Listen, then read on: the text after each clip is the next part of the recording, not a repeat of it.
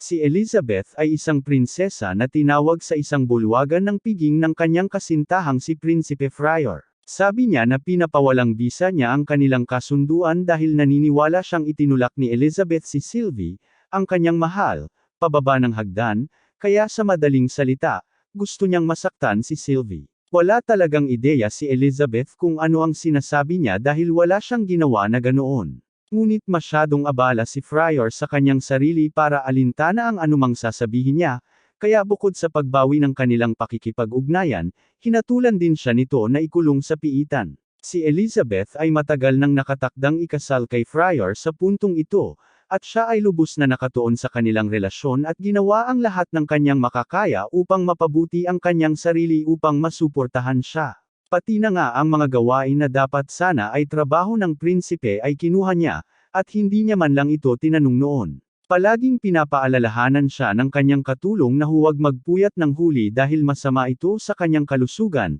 pero sinasabi ni Elizabeth na kailangan lang niyang tapusin ang isang huling ulat dahil abala ang prinsipe sa isang pulong at hindi niya ito magawa ng mag-isa. Gayunpaman, ang pulong na tinutukoy niya ay mas parang isang salo-salo kaysa isang obligasyon, kaya sa madaling salita, inilipat ng prinsipe ang lahat ng kanyang trabaho kay Elizabeth para makapag-enjoy siya. Sa puntong ito, sinusubukan pa rin kumbansihin ni Elizabeth ang kanyang sarili na lahat ng ito ay normal na normal, kaya sinabi niya sa kanyang katulong na ayos lang siya sa kalagayan ng mga bagay-bagay dahil mas mabilis niyang natatapos ang mga gawain kapag wala ang prinsipe. Gayun din, hindi niya ito ginagawa para lamang kay Friar, kundi para sa kapakanan ng mga nasasakupan, dahil ayaw niyang magdusa ang mga ito kung ang mga ganitong bagay ay hindi mapapansin. Bukod sa pag-aasikaso sa lahat ng mga pampulitikang gawain ng prinsipe, si Elizabeth ay may-ari din ng isang kumpanya na kilala bilang Funnel Corporation, at maganda ang takbo nito kamakailan,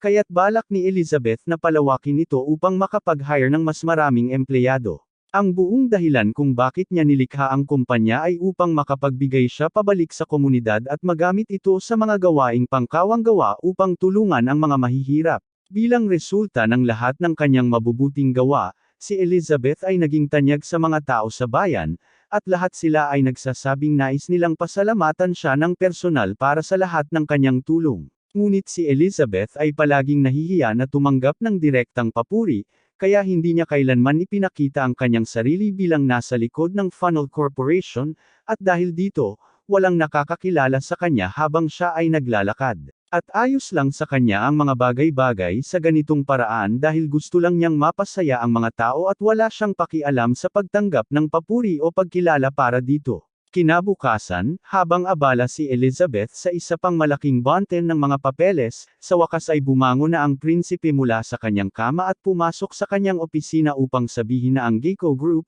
na nag-imbita sa kanya sa salo-salo noong nakaraang araw, ay humihiling ng access sa Royal Treasury upang palawakin ang kanilang negosyo, kaya gusto niyang ipasulat niya ang nararapat na mga papeles para dito. Gayunpaman, agad na sinabi ni Elizabeth na hindi niya papayagan ang ganitong kahilingan. Tiningnan niya ang Geico Corporation, at nalaman niyang marami na silang kinukuhang kita mula sa kanilang mga libro kamakailan, kaya kung bibigyan sila ng access sa Royal Treasury, tiyak na magsisimula rin silang mag-scheme doon. Naiinis ang prinsipe nang sabihin niya yun dahil sinusubukan niyang magpahanga sa kanyang mga bagong kaibigan, at kung tatanggihan ni Elizabeth ang kanilang alok, masisira nito ang kanyang reputasyon sa kanila. Sinabi niya kay Elizabeth na sundin na lang ang kanyang utos dahil siya ay fiancé lamang nito, ngunit hindi umatras si Elizabeth dahil alam niyang nasa kanyang panig ang mga patakaran, at ang pagsang-ayon sa ganitong kahilingan ay makakasira sa reputasyon ng buong pamilyang Maharlika,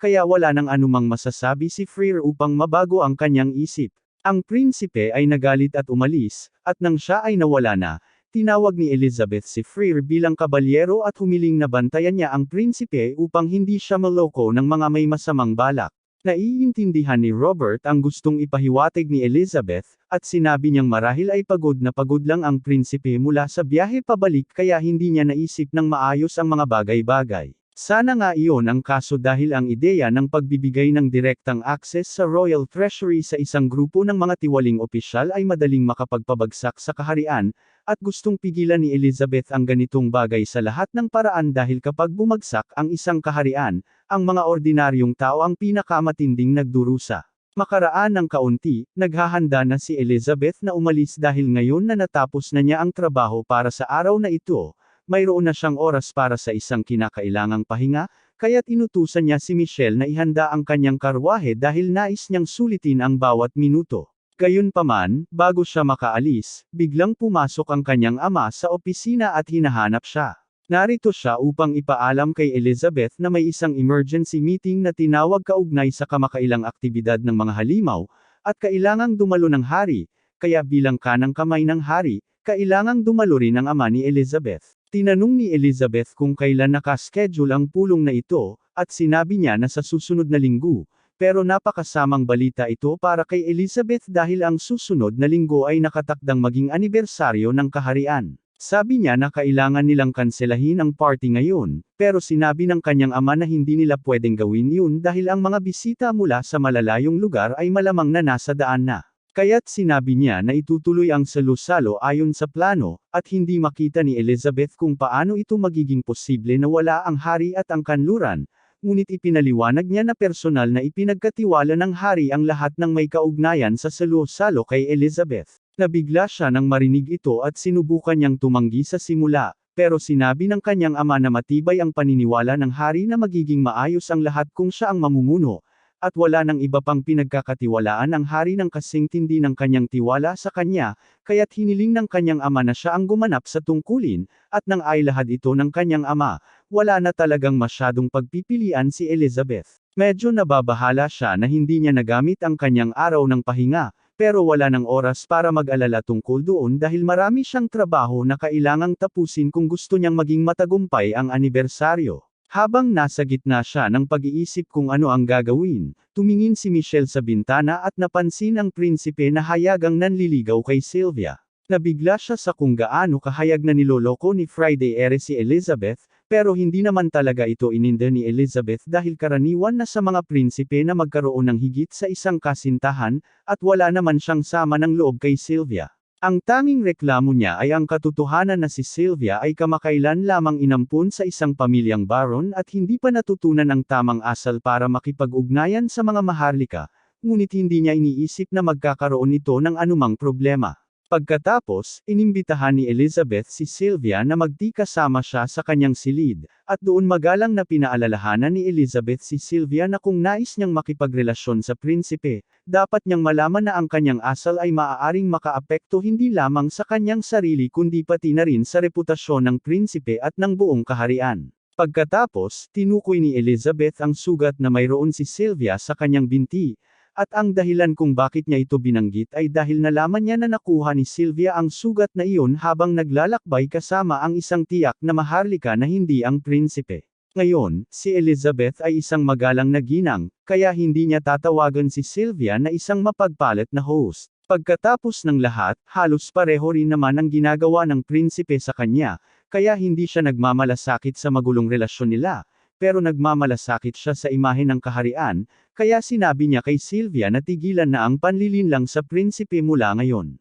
Pinababa ni Sylvia ang kanyang ulo at humingi ng tawad, ngunit habang umaalis siya sa silid ni Elizabeth, halatang galit na galit siya dahil nahuli siya ni Elizabeth. Sa sandaling iyon, kabet na naglalakad ang prinsipe, kaya nagkaroon si Sylvia ng ideya na gumanti kay Elizabeth at nagpa siya na magpanggap na biktima sa harap ng prinsipe. Pinaiyak niya ang sarili at nagkunwaring natambos sa harap niya, at nang tinanong siya ng prinsipe kung ano ang nangyari, itinuro niya ang sugat sa kanyang bukong-bukong at sinabi sa prinsipe na si Elizabeth ang gumawa nito sa kanya, na nagdadala sa atin pabalik sa kasalukuyan. Sinusubukan ni Elizabeth na ipaliwanag na wala siyang ideya kung ano ang sinasabi ng prinsipe, at bukod pa rito, sinabi niya sa kanya na huwag gumawa ng ganoong eksena dahil may mga bisita mula sa iba't ibang kaharian na narito ngayon, ngunit hindi alintana ng prinsipe ang lahat at iniutos na ipasok si Elizabeth sa piitan dahil sa pagtatangkang patayin ang kanyang minamahal. Hindi pa rin nauunawaan ni Elizabeth kung ano ang nangyayari, at ganoon din ang mga gwardya, pero dahil si Robert ang personal na kabalyero ng prinsipe, hindi siya nag-atubiling pigilan si Elizabeth. Habang pinipilit si Elizabeth na mapaluhod sa lupa, nahuli niya ang isang sulyap sa tusong ngiti ni Sylvia, at agad niyang naisip na sinasadya ni Sylvia na ipahamak siya dito. Halos lahat ay alam na ang nangyayari dito ay ganap na kalokohan, pero dahil wala ang hari at ang kanyang ama sa ngayon, ang prinsipe ang may pinakamataas na awtoridad sa kastilyo, kaya walang gwardya ang makakapagpahayag ng pagtutol sa kanyang mga utos sa ngayon. Kaya't sumang-ayon na lamang si Elizabeth na pumunta sa piitan sa ngayon. Pagkatapos, umabot ang balita sa hari, at natanggap ng ama ni Elizabeth ang balita tungkol sa nangyari sa kaharian habang wala sila, at labis na nagulat ang hari sa kabobohan ng kanyang anak dahil hindi niya kailanman naisip na ikukulong nito si Elizabeth, ang pinakakayang babae sa kaharian, nang walang dahilan. Gusto niyang bumalik agad para palayain si Elizabeth at pag-alitan ang kanyang anak tungkol dito,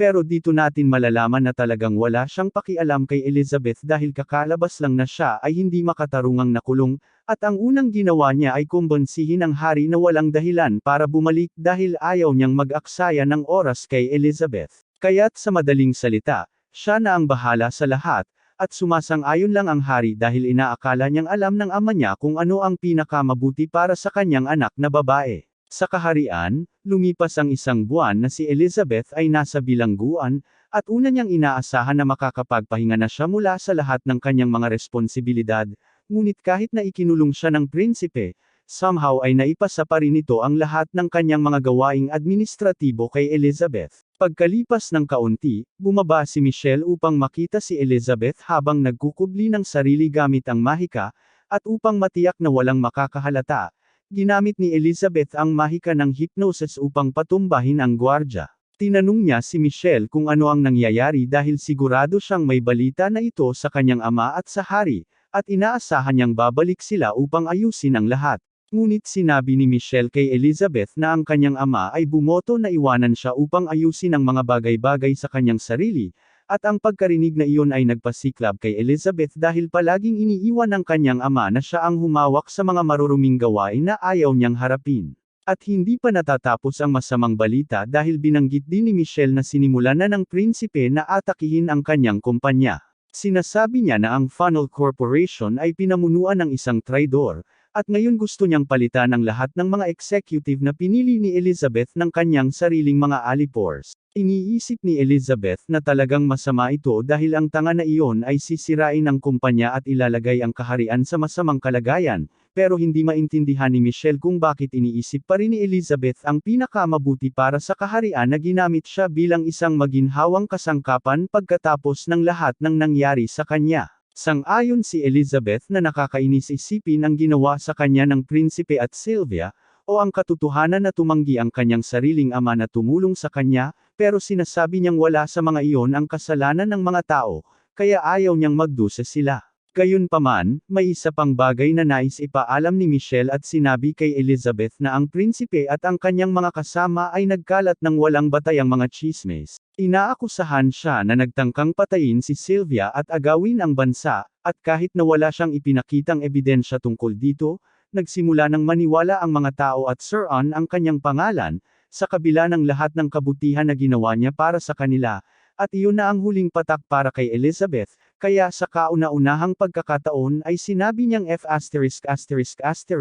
at nagpasya siyang hindi na magpapakapagod para sa kaharian na ito kahit isang segundo pa. Pagkatapos ay sinuntok niya ang pader upang mailabas ang kanyang inis, at pinasalamatan niya si Michelle sa pagbukas ng kanyang mga mata dahil ngayon ay nauunawaan na niya kung gaano siya kabodong. Maaari na niyang makaalis dito anumang oras dahil sa lakas ng kanyang mga spell, kaya sinabi niya kay Michelle na sa wakas ay aalis na sila sa kahabag-habag na kaharian na ito. Lahat ng nilalang sa mundong ito ay may mana, at iilan lamang ang may kakayahang kontrolin ang mana na iyon upang magpatawag ng mga bagay na tinatawag na banal na artepakto. Ang mga banal na artepakto ay maaaring anumang bagay, kabilang ang mga espada at sibat, ngunit sa kaso ni Elizabeth, ang kanyang banal na artepakto ay nagiging 7 grimoire, at isa sa mga grimoire na iyon ay nagpapahintulot sa kanya na mag-record at mag-manifest ng anumang uri ng mahika. Kapag dumating na ang oras para siya'y umalis, lumikha siya ng isang yelo na kopya ng kanyang sarili upang hindi agad malaman ng mga tao.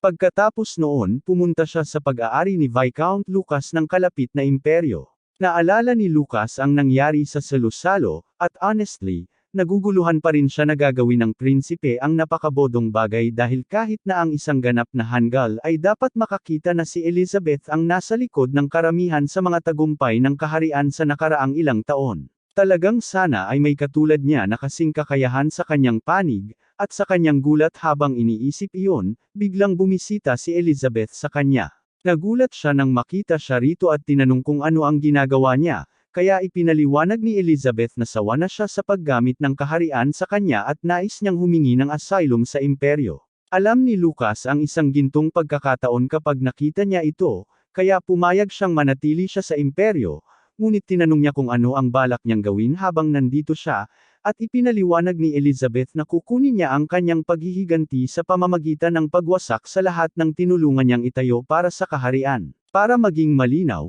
ipinaliwanag niya na wala siyang balak na direktang labanan ang kaharian at magsimula ng digmaan. Sinasalungat lamang niya ang imperyo dahil sila ang nasa pinakamainam na posisyon upang labanan ang kaharian, at kahit wala siyang espesyal na koneksyon sa kanila, tinitiyak niya sa kanya na makikinabang ang imperyo sa pagbagsak ng kaharian. Sa lahat ng nangyari, nagpasya si Lucas na umalis sa kaharian kaagad dahil, sa kabila ng masamang pagtrato kay Elizabeth, siya pa rin ay napakahalaga sa kanilang operasyon. Kaya't magiging magulo ang palasyo kapag nalaman nilang wala na siya. Ang plano sa ngayon ay si Lucas ang magdadala kay Elizabeth pabalik sa kanyang nasasakupan sa hangganan ng kaharian, at sinasabi niyang kailangan niyang panatilihin siyang nasa ilalim ng pagmamasid doon sa ngayon, dahil siya ay teknikal na residente pa rin ng kaharian, na sa tingin ni Elizabeth ay higit pa sa makatarungan. Pagdating nila sa teritoryo ni Lucas, napansin ni Elizabeth na talagang gusto ng mga tao dito si Lucas,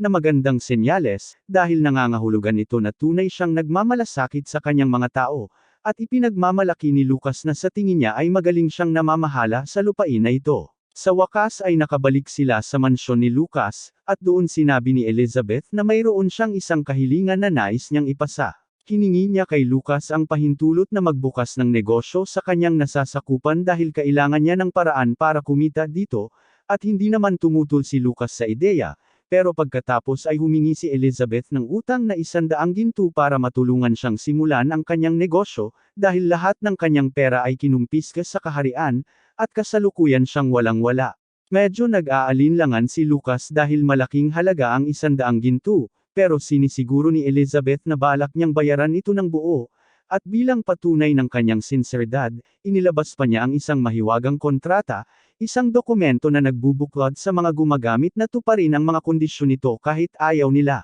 Sa madaling salita, sinasabi nito na sa loob ng 1 taon, babayaran ni Elizabeth si Lucas ng 2 beses ng kanyang puhunan, at kung hindi niya magagawa ito, papayagan niyang ibenta siya bilang alipin upang mabayaran ang utang. Iniisip ni Lucas na baka naloka na si Ellie dahil hindi niya maintindihan kung bakit siya gagawa ng mga kondisyon na napakasama para sa kanya, pero sinabi ni Ellie na hindi ito nakakaabala sa kanya dahil alam niyang makakabayad siya ng utang. Dahil sobrang matigas ang ulo niya, pumayag si Lucas na pautangin siya, at ang unang ginawa ni Ellie ay bumili ng isang lumang gusali na sira-sira para sa 1 gintong barya. Sabi niya ito na ang magiging base ng kanilang operasyon mula ngayon, pero medyo nalilito si Myrtle kung bakit siya bibili ng ganitong lugar na halos gumuho na. Inamin ni Ellie na malamang kakailanganin nito ng maraming trabaho para ayusin ang lugar na ito, pero ito ang pinakamagandang nahanap niya para sa 1 gintong barya, at kailangan nilang magtipid ng kapital hanggat maaari.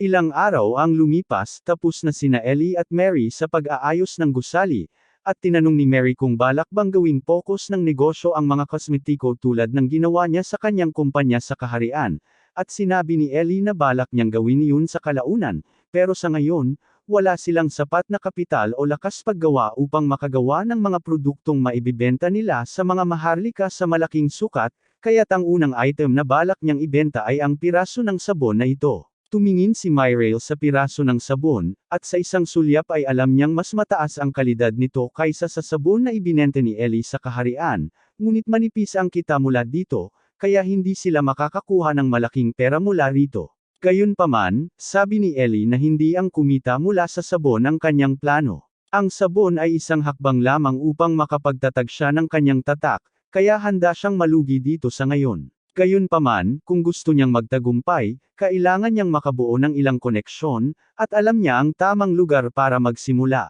Una sa lahat, pumunta siya sa simbahan ng Liberes, at habang nandoon, nakatagpo siya ng punong pari. Ipinaliwanag niya na kamakailan lang ay nagbukas siya ng bagong negosyo, kaya gusto niyang magdasal para sa tagumpay nito doon, at sinabi ng pari na malugod siyang tinatanggap, ngunit bigla, dalawang bata ang masayang pumasok. Nandito sila para sabihin sa pari na kumita sila ng kaunti pang pera ngayon, at pinasalamatan sila ng pari sa kanilang pagsisikap, pero sinabi niyang abala siya sa pakikipag-usap sa isang tao, kaya kailangan nilang bumalik mamaya. Naiintindihan ng mga bata at masayang tumakbo upang maglaro ng kaunti, at nang sila'y umalis na, ipinaliwanag ng pari kay Ellie na siya ang namamahala sa ampunan sa tabi, at ang mga iyon ay ilan sa mga batang inaalagaan niya. Sinabi ni Ellie na tiyak na magaling ang pari sa kanyang trabaho dahil mukhang maayos ang mga bata, at sinabi ng pari na ginagawa niya ang kanyang makakaya, ngunit inamin niya na medyo mahirap ito para sa kanya dahil medyo mahal ang pagpapatakbo ng isang ampunan, at kahit na gusto niyang ilayo ang mga bata dito, nalaman nila na nahihirapan siya sa pinansyal at nagboluntaryo silang magbunot ng damo sa paligid ng bayan upang kumita ng kaunting pera para suportahan ang ampunan. Pakiramdam niya ay nabigo siya sa mga bata dahil hindi dapat nagtatrabaho ang mga batang kasing edad nila, pero sinisiguro siya ni Ellie na pinahahalagahan ng mga bata ang ginawa niya para sa kanila. Sa katunayan, sinabi niyang gusto niyang magbigay ng maliit na donasyon sa ampunan, pero nang ibigay niya sa pari ang 5 gintong barya, sinabi ng pari na hindi niya kayang tanggapin ang ganitong kalaking halaga. Iginiit ni Ellie na hindi ito problema para sa kanya dahil nakikita niya ito bilang isang pamumuhunan. Sa wakas, ang mga batang iyon ay magiging customer niya balang araw, kaya't nasa kanyang pinakamainam na interes na siguraduhing alagaan sila ngayon. Pagkatapos noon, umuwi si Ellie, at pagdating niya roon, nakatagpo siya kay Myryle, na abala buong araw sa pamamahagi ng ilan sa kanilang sabon sa mga katulong ng mga nobles upang makabuo ng isang customer base, at gaya ng inaasahan, sa loob ng 3 buwan, nagsimula ng lumago ng steady ang kanilang benta, at nakapagpalawak na sila sa iba pang mga produktong kosmetiko tulad ng mga lotion at shampoo kaya nakagawa sila ng magandang halaga ng pera. Naging ugali na rin ni Ellie na mag-donate ng kaunting pera sa ampunan paminsan-minsan, kaya't humiling siya kay Myryle na dalhin ang donasyon para sa buwang ito, at nang matapos na iyon, nagpunta silang dalawa ni Myryle para magtanghalian. Masaya si Ellie na lumalaki ang kanilang kumpanya kamakailan, pero sigurado siyang hindi masaya ang kanilang mga kakumpetensya tungkol dito, kaya tinanong niya si Myryle kung may ginawa na bang hakbang ang kumpanya ng gas laban sa kanila. Sabi niya na tahimik lang sila sa ngayon, kaya't humiling si Ellie na patuloy na bantayan sila, at pinaalalahanan din niya si Myryle na maging maingat na huwag mag-leak ang formula ng sabon dahil, hanggat hindi pa sila matatag na nakatayo, ang sabon ang kanilang lifeline. Binanggit din niya ng maginhawa na ang lihim na formula ng sabon ay nakatago sa kanilang safe sa tindahan, lahat sa loob ng pandinig ng lalaking ito na kabet na nagtatrabaho para sa kumpanya ng gas. Samantala, sa kumpanya ni Gas, labis na nagagalit si Gas sa katotohanang ang trade company na sinimula ni Ellie ay unti-unting nananakaw ng kanyang mga customer araw-araw. Sinubukan siyang patunayan ng kanyang katulong na hindi ito malaking bagay dahil ang trade company ay maliit pa rin na negosyo, at wala silang malaking bilang ng mga customer, pero alam ni Gaz na tiyak na sinasadya ng trade company na limitahan ang kanilang produksyon upang makapili sila ng mga customer, at sa pamamagitan ng paraang iyon, sinasadya nilang nakawin ang lahat ng magagandang kliyente ni Gaz at iiwan siya sa mga problemadong kliyente na walang tigil sa pagreklamo.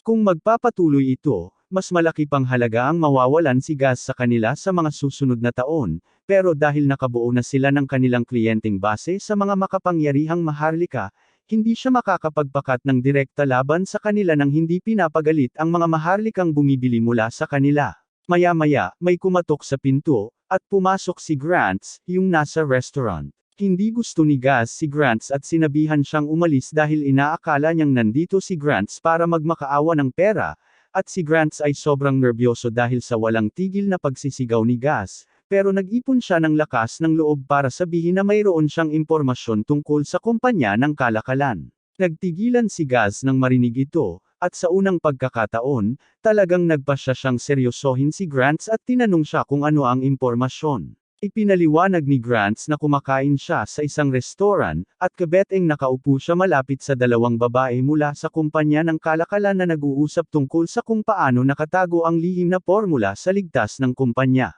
Pagkatapos malaman ito, napagtanto ni Gaz na kung makuha nila ang lihim na formula, baka magawa niya ang parehong sabon tulad ng trait, o mas mabuti pa, samantalahin ang kanilang kilalang pangalan upang gumawa ng mga pekeng bersyon at kumita ng malaking halaga. Pagkatapos, inihagis niya ang isang bag ng mga barya kay Grants bilang gantimpala at sinabi sa kanya na lumayo sa kanyang paningin at huwag banggitin ang pag-uusap na ito sa sinuman. Samantala, sa bahagi ni Ellie, nalaman ni Myrail na sa kaharian, siya ay tinawag na traidor at may gantimpala na nakalagay sa kanyang ulo. At para lalo pang lumala ang sitwasyon, ang kanyang sariling ama pa ang nagpasimula ng mga kaso laban sa kanya kahit alam na alam niyang lahat ng inakusahan ng prinsipe sa kanya ay puro kasinungalingan. Ang katotohanan na handang ipagkanulo siya ng kanyang sariling ama ng napakadali para lamang takpan ang kapalpakan ng prinsipe ay masakit, ngunit hindi siya dapat magpapaabala sa kanyang mga aksyon, lalo na't nasa gitna sila ng kanilang plano na maghayganti sa kaharian.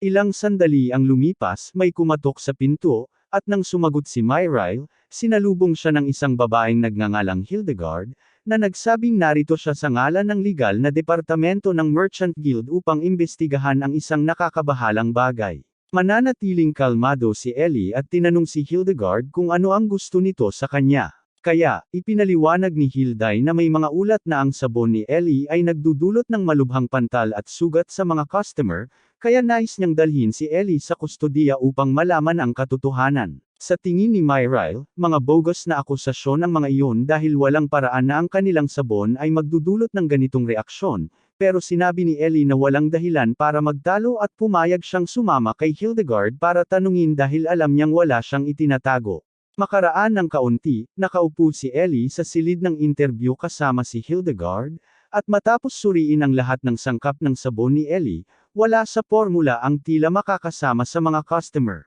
Sa katunayan, dahil si Ellie ay nagbibenta lamang sa piling mga maharlika, sigurado siyang wala ni isa sa kanyang mga customer ang nagreklamo ng anumang sugat, kaya't iminungkahi niya na ito ay gawa ng isang pekeng tatak. Kinikilala ni Hildegard na mukhang wala talagang kinalaman si Ellie sa insidente, at tinanong ni Ellie kung maaari niyang tingnan ang pekeng tatak ng sabon na nagdulot ng mga sugat. Ibinigay ni Hildegard ito, at pagkatapos suriin ang sabon, kinumpirma ni Ellie na ito nga ay isang pekeng produkto, at pinaghihinalaan niyang ginawa ito gamit ang ninakaw na bahagi ng kanilang recipe. Tinanong ni Hildegard kung ano ang ibig sabihin niya noon, kaya ipinaliwanag ni Ellie na pinapanatili niyang ligtas ang kanyang recipe at ang kanyang kumpanya, ngunit ang pagsunod lamang sa recipe na iyon ay magdudulot ng nakalalasong produkto, kaya kailangan itong i-neutralize gamit ang formula mula sa pangalawang recipe, na palagi niyang dala. Pinaghihinalaan din niya na ang sinumang gumawa ng sabon na ito ay nagkukunwaring bahagi ng kumpanya ng kalakalan upang gamitin ang kanilang tatak para makaakit ng mga customer,